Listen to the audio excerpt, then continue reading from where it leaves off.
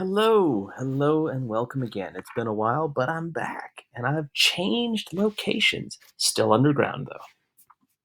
Anyway, we have spent a long time talking about all of the events leading up to the Civil War, but now we're here. It's time for the Civil War.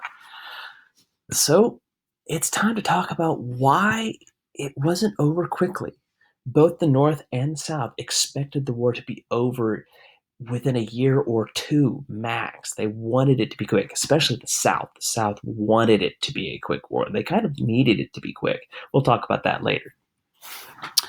But the big thing is, why wasn't it over quickly?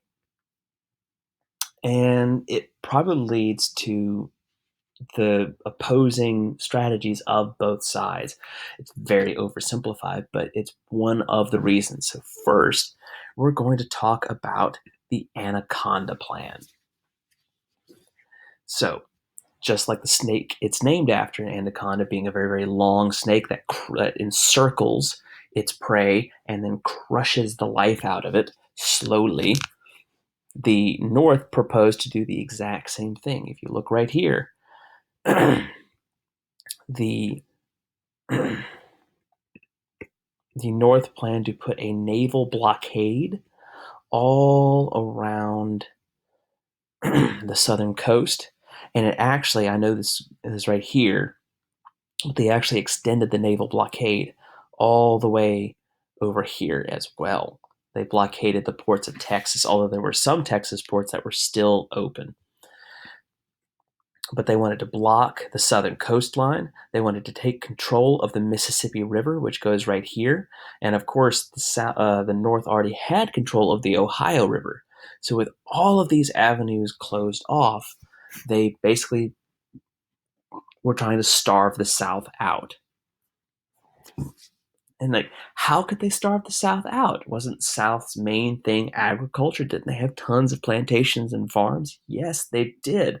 But here's the thing about Southern plantations. They grew cotton and tobacco for the most part, cash crops. But you can't eat tobacco and you can't eat cotton. South Carolina did have lots of rice plantations, which did help feed the army. And Texas had beef, lots of meat. But one of the other reasons why the North wanted to close this off, if they could cut off Arkansas, Louisiana, and Texas from the rest of the South, they could cut the South off from its main food supply.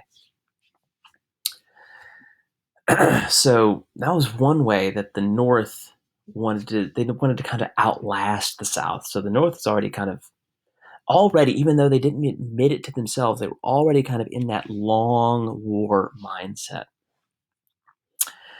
And also, the North did not have very good military commanders. If you look at this map here, it's kind of deceptive. And they basically divided the war into what were called two theaters. You had the Eastern Theater and the Western Theater. So the Eastern Theater, we'll talk about that first. That took place around Virginia.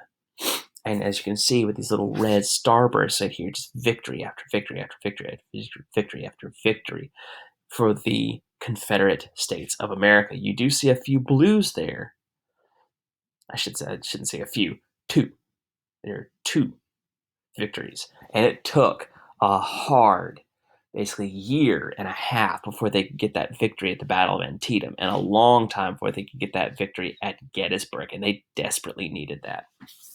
But one of the big things it comes down to, and we'll talk about this again in another video, one of the big things that comes down to as to why this war did not last very long.